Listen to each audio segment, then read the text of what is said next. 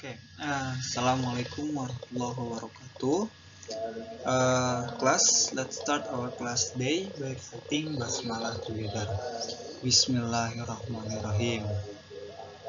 Oke, teman-teman, kali ini kita akan belajar tentang tips yang pertama ya. Tips yang pertama atau skill yang pertama yaitu word choice. Nah, aslinya skill ini adalah skill ke-8, sebetulnya cuma saya tarik ke skill pertama dengan pertimbangan karena ini menurut saya skill paling mudah ya. Istilahnya kita sambil merem aja bisa ngerjainnya gitu ya. Istilah bohongnya. Nah, word choice ini ada di section structure ya teman-teman ya, structure and written expression. Karena kemarin atau sebelumnya udah kita bahas kalau di TOEFL atau TOEFL teman-teman sering bilang itu ada 3 section. Yang pertama listening ya teman-teman, yang kedua itu structure and written expression, dan yang terakhir itu reading comprehension kayak gitu. Nah, di sini kita ke section structure dulu ya, karena di structure itu mudah teman-teman ya, dan alat ukurnya atau apa istilahnya, ya ada alat ukurnya lah istilahnya ya, jadi pasti gitu. Kalau ada alat ukur kan enak, jadi fair gitu ya, jadi adil gitu, jadi jelas semuanya. Kalau nggak hitam ya putih, kalau nggak putih ya hitam, kayak gitu. Jadi jawabannya pasti. Dan for your information, kalau di sini di structure itu yang bikin mudahnya lagi, teman-teman kalau nggak istilahnya nggak terlalu ngerti sama artinya, arti dari soalnya, teman-teman itu it's not a big deal, it's not a big problem sebetulnya ya, bukan masalah besar. Beda dengan dua section yang lain, dua section sisanya itu sedikit banyak kita harus mengerti arti atau maksud dari soalnya kayak gitu. Tapi kalau di structure ini teman-teman asal mengerti polanya, teman-teman insya Allah bisa jawab. Oke, kita next aja, kita mulai aja. Nah teman-teman, for your information lagi nih, FYI ya, for your information, di structure ini teman-teman ya, ada 2 jenis soal ya, ada 2 jenis soal dan masing-masing biasanya 15 soal. Nah, oh ya 15 soal berarti 30 ya, dan teman-teman punya waktu sekitar 25 menit untuk mengerjakannya, jadi sangat terbatas ya waktunya ya teman-teman. Nah, jenis soal yang pertama yaitu choose the correct answer, dan yang kedua itu error analysis. Nah, kayak gimana sih choose the correct answer dan error analysis itu? Nah, sebelum ke sana kita apa artinya ya, maksud dari choose the correct answer itu teman-teman diminta untuk memilih satu jawaban yang paling benar. Ya, nanti contohnya ada di slide berikutnya. Dan gimana kalau yang error analysis? Error analysis itu teman-teman diminta buat mencari kesalahan. Oke, yang awal tadi diminta buat nyari kebenaran, dan teman-teman yang kedua diminta untuk mencari sebuah kesalahan atau error ya. Oke, next. Nah, di sini ada contoh nomor 1 itu contoh choose the correct answer ya teman-teman. Biasanya kayak gini, biasanya polanya bentuknya bla bla bla kayak ini, titik-titik kosong kayak gini, dan teman-teman diminta untuk milih satu jawaban yang paling tepat untuk mengisi titik-titik yang kosong ini gitu ya teman-teman ya. Coba kita pakai stabilo warna biru ya. Nah, teman-teman diminta buat ngisi kosong-kosong ini dengan apa yang paling tepat itu apa, kayak gitu ya. Pilihan yang paling tepat apa, kira-kira yang mana? Ada yang bisa jawab kah? boleh ya, nanti yang bisa jawab dan betul ada plus 2 poin berarti ya. Boleh dijawab nanti di grup atau di PC boleh. Oke, next ya. Itu yang choose the correct answer. Teman-teman yang berikutnya, teman-teman diminta untuk menganalisa sebuah kesalahan. Nah, karena di contoh soal nomor 2, nah ini ya dua tipe ya. Yang pertama tipenya ini nih, kayak gini nih. Nah, tipe yang kedua ini kayak gini, yang di garis bawahi. Jadi pilihannya nggak disusun gini, tapi langsung di garis bawah, di bawah garis bawah gitu ya. Right under the underline. Oke, nah teman-teman, kalimat ini adalah kalimat yang salah, gitu ya. Nah, jadi tugas teman-teman mencari apa yang membuat kalimat ini menjadi salah. Apakah A yang bikin kalimat ini jadi salah, atau B, atau mungkin C, atau mungkin D. Kayak gitu, teman-teman tinggal pilih aja. Kayak gitu ya, ini tersusun dari pola-pola sebetulnya yang kita akan pelajari. Itu mungkin polanya kayak gitu dan tips kayak gitu ya. Udah, saya kira jelas ya untuk dua jenis soal di structure section ini ya. Ada dua jenis, yang satu nyari kebenaran, yang kedua mencari kesalahan. Kira-kira lebih mudah mana teman-teman, nyari sebuah kebenaran dari sesuatu atau mencari sebuah kesalahan dari sesuatu? Gitu ya, tahu sendiri. Oke, next. Nah, di ini yang pertama ya teman-teman ya, di apa sih namanya, word choice ya, pilihan kata ya, ada word choice dari di depan. Apa sih word choice itu? Pilihan kata. Nah, teman-teman tinggal gampang banget caranya, teman-teman tinggal pilih atau ya pilih ya, kalau ada di antara ini, salah satu di antara ini sama ini kurang satu ya. Ada do, ini verb satunya, ini verb 2, ini verb 3, ini verb ing. Sama ini juga sama. Nah, di sini ada kurang satu, ada verb SOES. Das, ini harusnya S. Kan harusnya ya. Ada do, ada das, ada make, ada mix. Ada S gitu ya. Ada do atau das, ada did, ada done atau doing, ada make, ada mix, ada made, ada making. Nah, teman-teman, kalau teman-teman nemu ini, nemu do di garis bawahi, nemu das di garis bawahi, nemu did di garis bawahi, atau nemu make di garis bawahi, nemu making di garis bawahi, itu pilih aja, karena 75% teman-teman ya, 75% itu adalah jawaban yang salah, atau itulah yang menyebabkan kalimat itu menjadi salah. Gitu ya. Wah, gampang banget kan? Namanya juga word choice, tinggal pilih kata aja. Kayak gitu ya. Oh iya teman-teman, kenapa tadi di awal saya perkenalkan teman-teman kedua jenis soal? Karena word choice ini biasanya ada atau muncul di jenis soal yang error analysis. Ya, kayak gitu ya. Ini tuh biasanya muncul di error analysis. Jadi ini yang bikin si kalimat itu salah. Biasanya cuma ditukar-tukar doang teman-teman. Oke? Ditukar-tukar kayak gimana maksudnya, nanti saya kasih tahu di contoh ya. Nah, sebelum ke contoh, kita maknai dulu kalau do itu artinya apa. Ada yang udah tahu? Iya, betul sekali. Jawabnya apa katanya? Jawab betul sekali. Oke, do itu teman-teman artinya melakukan atau mengerjakan ya. Kalau make itu membuat atau menciptakan. Nah, di sini saya udah nambahin notes, catatan ya.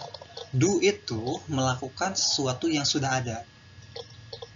Oke, soalnya udah ada, kita tinggal mengerjakan. Beda dengan make. Kalau make itu membuat atau melakukan sesuatu yang belum ada. Kayak gitu. Jadi gimana cara melakukan sesuatu yang belum ada? Dengan cara membuatnya atau make.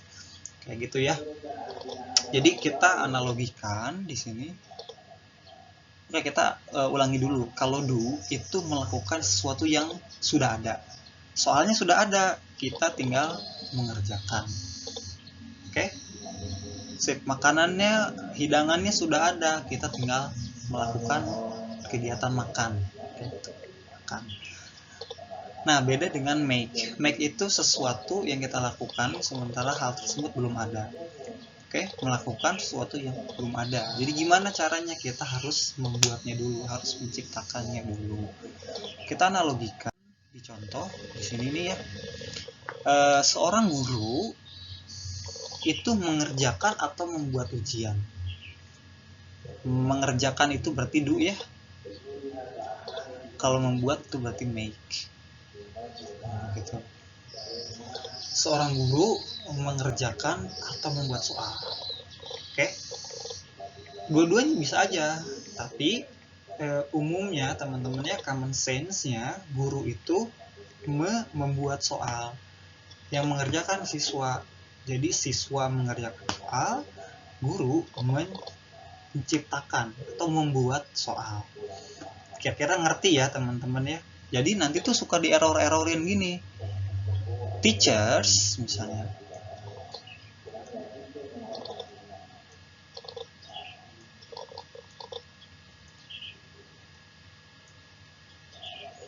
Teachers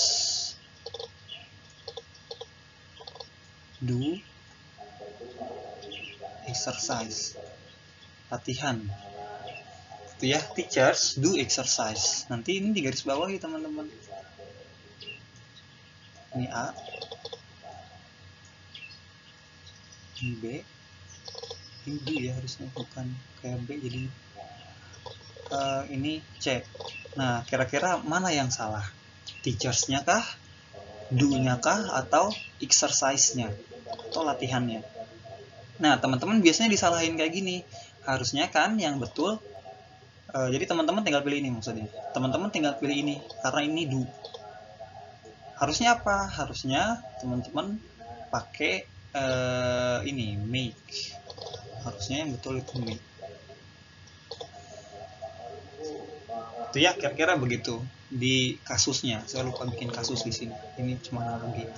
Nah, begitu juga ini guru, seorang juru masak atau koki ya, atau chef, kita sering taunya chef atau juru masak, membuat atau mengerjakan hidangan. Membuat berarti teman-teman ya, membuat atau make. Nah, mengerjakan itu do. Jadi yang kalau hidangannya sudah ada, kan do itu kan melakukan kegiatan atau sesuatu yang halnya atau kegiatannya itu udah ada sebelumnya. Jadi mengerjakan.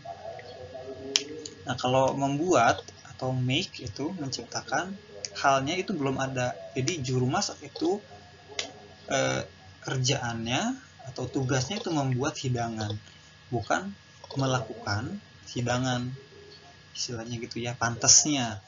Gimana kalau hidangannya sudah ada? Jadi kalau hidangannya sudah dibuat misalnya kayak gitu, itu bukan tugas chef lagi, tapi tugasnya pelayan misalnya untuk mengantarkan ke pemesan kayak gitu. Jadi dari sini itu alasannya kenapa kalau teman-teman ketemu do atau make di garis bawahi itu yang salah. Biasanya cuma di error-errorin gitu doang.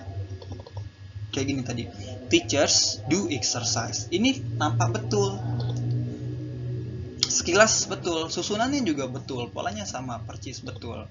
Nah, tapi ada yang kurang tepat, karena teachers itu umumnya mengerjakan, membuat, bukan mengerjakan latihan atau ujian. Kayak gitu ya teman-teman. Saya kira jelas. Kalau teman-teman kurang jelas, ini adalah slide kelima, jadi teman-teman bisa tanyakan ke saya, Pak, slide 5 Pak tentang analogi ini, misalnya kayak gitu. Mangga tanyakan saja. Ini rada buru-buru soalnya durasi ya teman-teman ya. Biasanya kalau terlalu lama nonton begini tuh suntuk gitu ya, beda dengan live kita sampai ini tuh sebetulnya bahasan 1 jam bisa nih bahas begini karena ada 4 ya, tapi ada 5 tapi kita coba pelajari 3 saja yang paling mudah. Nah nanti 2-nya kita jadikan sebagai bonus. Oke, next. Nah, word choice yang berikutnya itu ada like, sama unlike. Nah, kayak gitu. Jadi apa ya? Kalau mau like dan wah tuha ya, like itu temennya ada dislike, like itu temennya ada unlike, terus temennya like yang preposisi ini ada temennya unlike kayak gitu ya. Teman-teman nemu 6 kata ini di garis bawahi, itu pilih saja karena itu 75% itu yang salah. Itu yang menyebabkan si kalimat menjadi salah. Kayak gitu ya. Nah, gimana nih penjelasannya? Nah, penjelasannya teman-teman untuk mengetahui penjelasannya, teman-teman harus tahu dulu kelas katanya. Nah, ini kelas kata, ini kelas kata, ini kelas kata. Apa sih kelas kata? Kayak gitu ya. Kemarin mungkin teman-teman udah baca-baca sedikit tentang apa itu verb, apa itu preposition kayak gitu ya. Atau yang udah pernah tahu sebelumnya kayak gitu. Nah, kelas kata itu kelasnya, kata-kata itu punya kelas ini gitu. Ada kata kerja, ada kata sifat, ada kata keterangan, ada kata benda gitu ya kalau di bahasa Indonesia ya. Kalau di bahasa Arab mungkin ya, koreksi kalau saya salah, ada fi'il kayak gitu ya, ada isim, ada huruf ya, ada haraf kayak gitu. Itu kelas kata teman-teman ya. Iya kelas kata. Kalau dalam bahasa Inggris itu part of speech. Ini kurang lebih jumlahnya ada 7 atau 8 gitu ya, sama interjection sama interjection. Oke, kembali ke jalan yang benar. Verb atau kata kerja. Nah, kata kerja ini punya posisi favorit teman-teman ya. Nah, di mana sih posisi si verb ini? Posisinya verb itu biasanya dia datang setelah subjek sebelum objek. Nah, ini si verb ini datang setelah subjek, ini kan subjek, dan sebelum objek, ini objek. Kayak gitu ya. Datang sebelum setelah subjek dan sebelum objek. Kayak gitu. Gimana kalau misalnya, nah ini buat verbnya yang transitif. Yang transitif itu apa? Kan verb itu dibagi lagi menjadi 2 teman-teman. Ada verb transitif, ada verb intransitif. Nah, kalau verb yang transitif itu adalah verb yang membutuhkan objek. Nah, kalau yang intransitif berarti verb atau kata kerja yang tidak membutuhkan objek. Nah, dari mana kita tahu teman-teman? Kita bisa tanyakan pada verbnya buat mengetahui apakah verb itu atau kata kerja itu membutuhkan objek atau tidak. Kita tanyakan verbnya. Contoh, makan. Itu kan kata kerja ya. Makan itu kata kerja karena kata kerja itu adalah kata yang menunjukkan suatu kegiatan, aktivitas atau proses. Makan itu kan kegiatan. Oke, makan. Saya makan. Tanyakan si verbnya. Makannya kita tanyakan, makan apa atau makan siapa. Kalau ada jawaban kata benda, jawabannya itu kata benda. Makan nasi, makan kursi, makan singkong, makan ubi, misalnya kayak gitu. Nah, itu kan jawabannya kata benda ya teman-teman ya, atau noun dalam bahasa Inggris. Nah, berarti kalau menemukan jawaban itu, menemukan jawaban dari apa yang kita makan, jawabannya itu benda, teman-teman, berarti si verb itu atau si kata kerja itu membutuhkan objek. Nah, kalau yang tidak membutuhkan objek, contohnya saya berlari. Nah, si berlari ini coba tanya, berlari apa atau berlari siapa? Kayak gitu. Itu kurang tepat.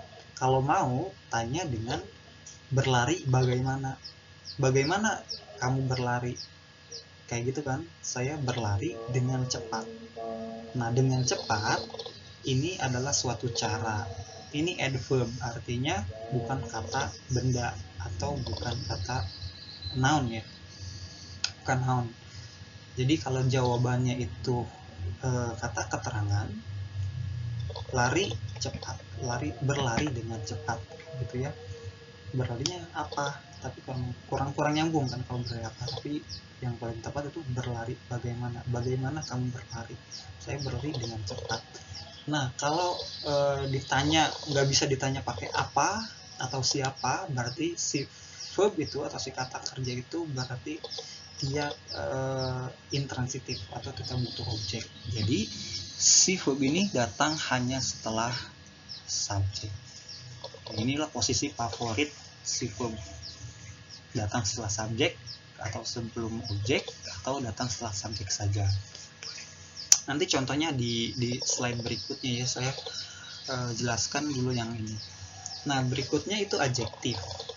Teman-teman, adjektif itu adalah kata sifat. Kata sifat ini biasanya menerangkan kata benda. Biasanya, contoh,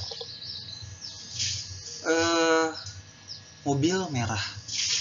Apanya yang merah? Mobilnya. Nah, berarti si mobil ini dijelaskan oleh sifat merah, atau merah ini menjelaskan si mobil. Kayak gitu ya. Nah, untuk kasus alike di sini teman-teman, ini berbeda karena ada e-nya di depan. Jadi ini harus diletakkan di akhir. Harusnya kan red car, ada car-nya kan, ada habis red itu kan kata sifat. Nah, harus ada car-nya, harus ada noun-nya di akhir. Nah, tapi di sini adjektif ini posisinya dia paling akhir. Subjek, verb atau be ya. Di sini, nah di sini baru alike.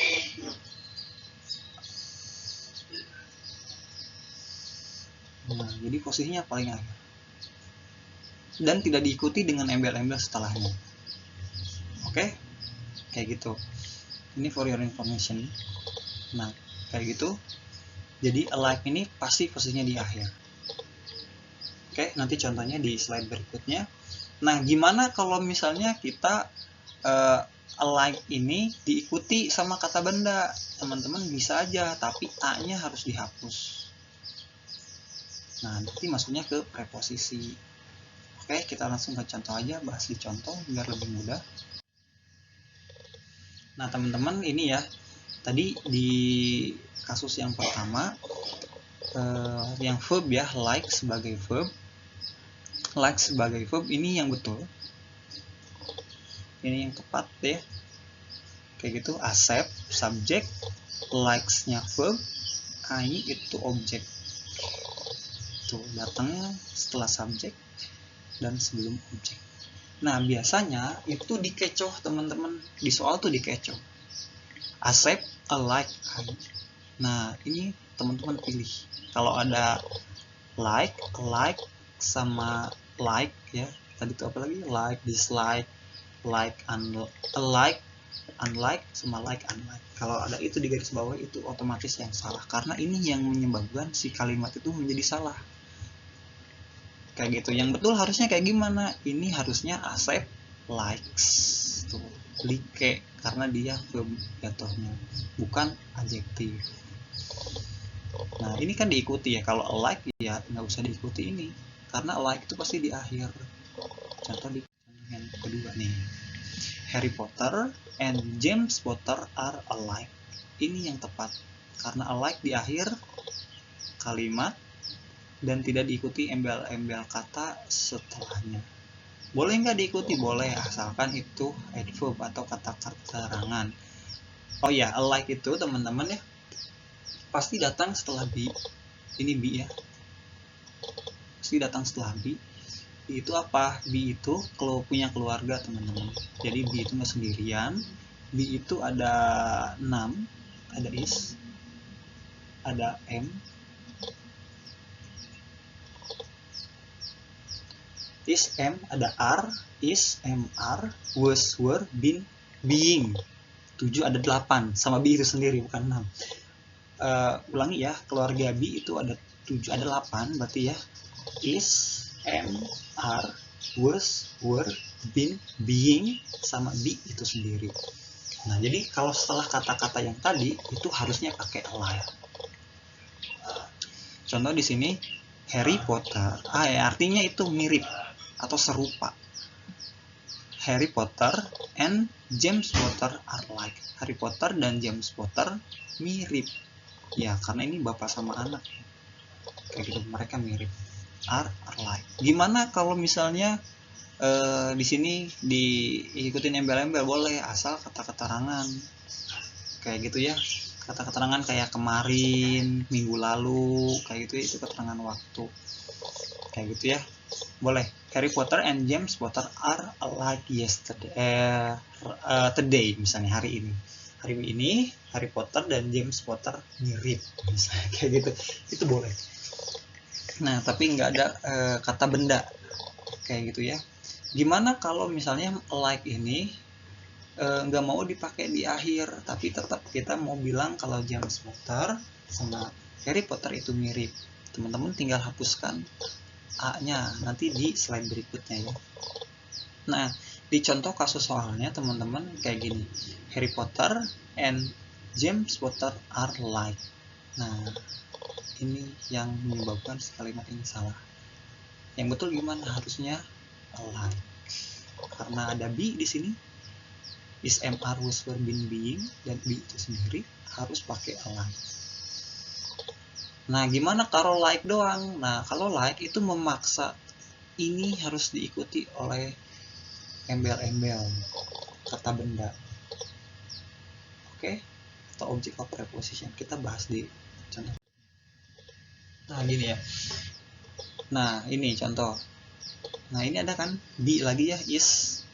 Kan tadi keluarga be ada 8. Is, am, are, was, were, been, being, sama be itu sendiri. Diikuti like. Boleh, tapi memaksa si kalimat ini untuk diikuti oleh object of preposition, oleh kata benda lainnya. Kayak gitu. Harry Potter is like James Potter. Harry Potter mirip atau seperti James Potter. Itu boleh.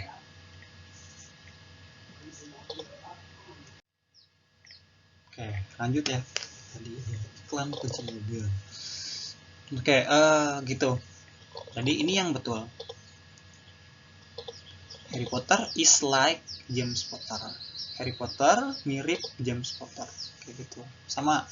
Makanya bilangnya kalau teman-teman maksud itu suka, like yang di awal tadi yang verb, jadi nggak usah pakai is.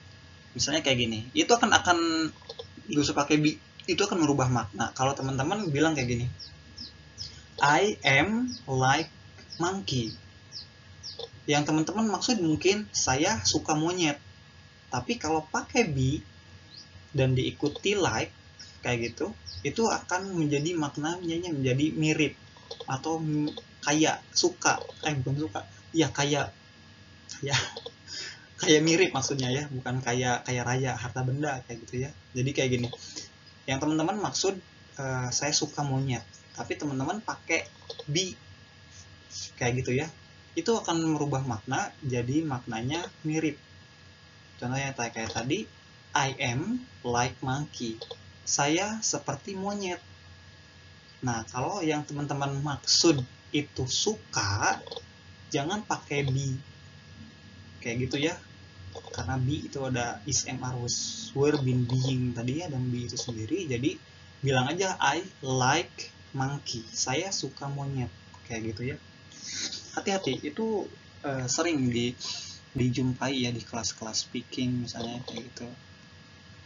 Oke, nah di kasusnya di soal biasanya kayak gini. Harry Potter is alike James Potter. Nah, di sini kalau ada alike di garis bawah pilih aja karena itu yang salah. Kayak gitu, sengaja disalah-salahin. Karena sama-sama mirip kan maksudnya. Harry Potter mirip James Potter, tapi polanya salah. Kalau alike itu harus ditaruh di akhir. Tuh, kalau mau di tengah-tengah kayak gini dan diikuti kata benda, teman-teman harus pakai like saja. Contohnya yang di atas ini yang tepat. Kayak gitu ya, kira-kira demikian. Mudah-mudahan jelas teman-teman. Kalau kurang jelas boleh ditanyakan. Ini slide ke-9. Kita next. Nah, di sini di word choice berikutnya itu adalah conjunction versus preposition. Biasanya bukan conjunction dan preposition yang digaris bawahi ya, maksudnya polanya yang digaris bawahi. Nah, di sini kita lihat dulu pola dari conjunction. Conjunction itu apa? Conjunction itu kata sambung, kata penghubung, kasam, titik sam biasanya kalau di KBBI keterangannya. Kata sambung itu kayak dan, atau, terus apa lagi, because, kayak gitu ya. Nah, kalau preposisi itu kayak of, in, at, beside, behind, kayak gitu, di depan, di belakang. Nah, kayak gitu itu preposisi. Nah, kita langsung ke contoh biar gampang teman-teman, tapi ingat-ingat dulu kalau conjunction itu polanya setelah conjunction itu pasti ada subjek dan verb. Tapi kalau preposisi itu pasti kata benda, langsung kata benda, nggak ada subjek dulu. Itu yang membedakan. Jadi setelah preposisi itu adalah object of preposition.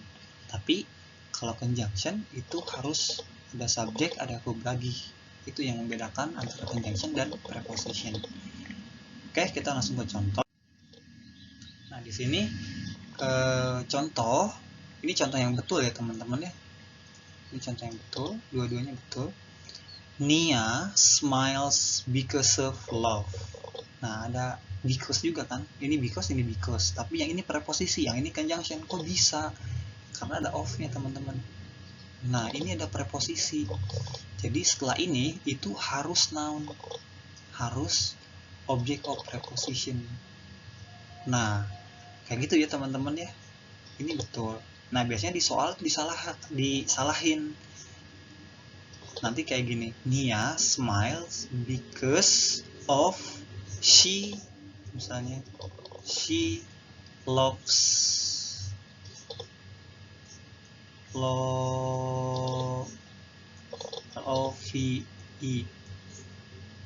loves me, misalnya Nia smiles because of she loves me. Nah, itu biasanya dikecohkan itu di situ kasusnya. Nah, jadi yang betul itu kalau setelah preposisi in, on, at, kayak gitu ya, beside, behind, in front of, kayak gitu ya, itu pasti object of preposition. Nah, gimana kalau tadi bisa nggak Nia smiles because she loves me? Itu boleh karena di sini tidak ada of yang mengikuti, tidak ada preposisi. Jadi ini masuknya ke conjunction. They cry because they come late. Tuh, tadi kan polanya conjunction itu apa? Setelah conjunction itu pasti diikuti oleh subjek dan verb. Beda dengan preposisi. Kalau preposisi itu tidak diikuti subjek lagi dan verb, tapi langsung diikuti oleh kata benda, yang dimana ini statusnya menjadi object of preposition. Begitu teman-teman ya, itu penjelasannya kenapa kalau ada kata, ada preposisi ini, prepositional conjunction ini harus dipilih karena dia yang salah atau dia yang menyebabkan si kalimat itu menjadi salah. Oke, kayak gitu kira-kira. Ini adalah slide ke-11, ini berarti slide terakhir. Nah, ada bonus trik teman-teman ya. Sebetulnya penjelasan dari so, such, sama to, dan another, other, dan the other ini bisa masing-masing 15 menit. Jadi total 30 menit karena durasi teman-teman ya. Jadi masukkan aja ke bonus trik. Kayak gitu. Bonusnya gimana? Nah, jadi teman-teman kalau nemu so, nemu such, atau nemu to di garis bawahi, itu yang salah. Pilih aja itu. Sama halnya dengan kalau teman-teman nemu another, other, dan the other, di garis bawahi itu yang salah. Jadi teman-teman pilih saja itu. Oke, sekilas aja teman-teman ya buat ini nih. Ini terlalu rumit karena ini polanya terlalu beda ya teman-teman, dan takut teman-teman jadi malah nambah beban pikiran gitu ya. Oke, jadi kita ke yang ini aja sekilas karena mungkin ini teman-teman sering nemu. Another itu satu yang lain, artinya yang lain, sisa satu ya, sisa satu yang lain. Contohnya misalnya gini, saya punya 5 ekor kambing. Oke, yang satu itu kambing Garut, satu yang lainnya, oke berarti sisa 4 ya, sorry ya, saya punya 5 ekor kambing, yang satu kambing Garut, satu yang lain, nah ini pakai another, satu yang lain itu kambing etawa, misalnya kayak gitu. Yang lainnya, nah ini makin abstrak kan, yang lainnya karena tidak disebutkan angkanya, yang lainnya lah, tiba-tiba yang lainnya aja itu pakai other. Yang lainnya itu kambing Baghdad, misalnya kayak gitu, kambing Baghdad. Dan 2 sisanya, nah berarti kan 2 sisanya dari 5, 2 sisanya itu berarti karena udah jelas sisanya ada berapa, ada 2 sisanya itu kambing ini kambing gunung, misalnya kayak gitu. Berarti another ini untuk yang tunggal saja, kata benda tunggal ya. Atau tunggal itu apa? Kata benda yang cuma ada satu. Nah, sedangkan yang lebih dari satu itu masuknya ke jamak. Di other itu kata benda jamak, other juga kata benda jamak. Tapi yang ini lebih spesifik, ada angka yang disebutin berapa, kalau ini tidak ada angka yang disebutin. Jadi kalau misalnya itu cukup jelas, misalnya teman-teman, saya tahu kalau di kelas ini ada 40 misalnya, dan saya hitung yang datang baru 20, saya tanya sisa yang lainnya kemana, teman-teman akan pilih apa? The other atau other? Kayak gitu ya. Kira-kira pakai apa? Ya, harusnya pakai the other, karena saya tahu, teman-teman juga tahu kalau kelas ini ada 40 orang dan yang baru datang itu 20, berarti 20 sisanya kemana? Nah, itu pakai the other. Where are the other student? The other 20 students, kayak gitu. Di mana 20 mahasiswa sisanya, atau di mana 20 mahasiswa yang lainnya.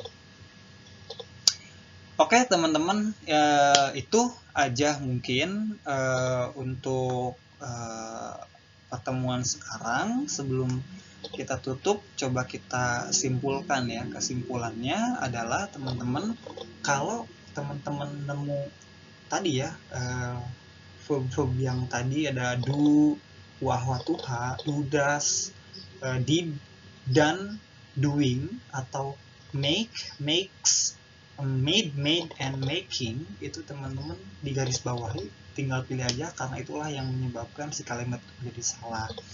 Ada lagi, ada like sama like, itu di garis bawahi sama, itu pilih aja, karena kemungkinan 75% itulah yang menyebabkan si kalimat itu menjadi salah.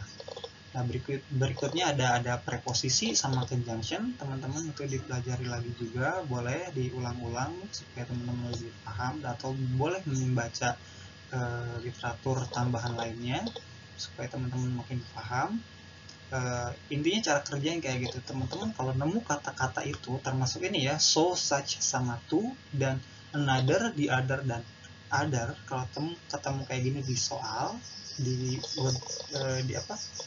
error analysis, dan di garis bawahi kata-kata ini, teman-teman pilih aja, karena 75% inilah yang menyebabkan si soal itu menjadi salah. Nah, dari mana kok tahu ini 75%? Baca ya teman-teman ya. Dari bukunya Clips. bukunya Clips itu warnanya kuning kecil kok tapi tebal. Nah itu juga bahas tentang TOEFL, gimana cara jawab soal, gimana trik-triknya, dan ada penjelasannya kayak gini.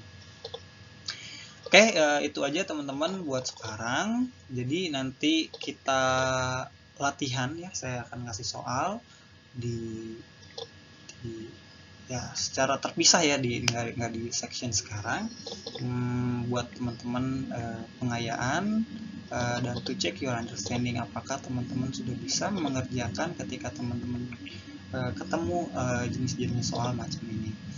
Itu aja. Thanks for your nice attention. So let's close our class today by reciting hamdalah together. Alhamdulillahirobbilalamin. As I say, wassalamualaikum warahmatullahi wabarakatuh.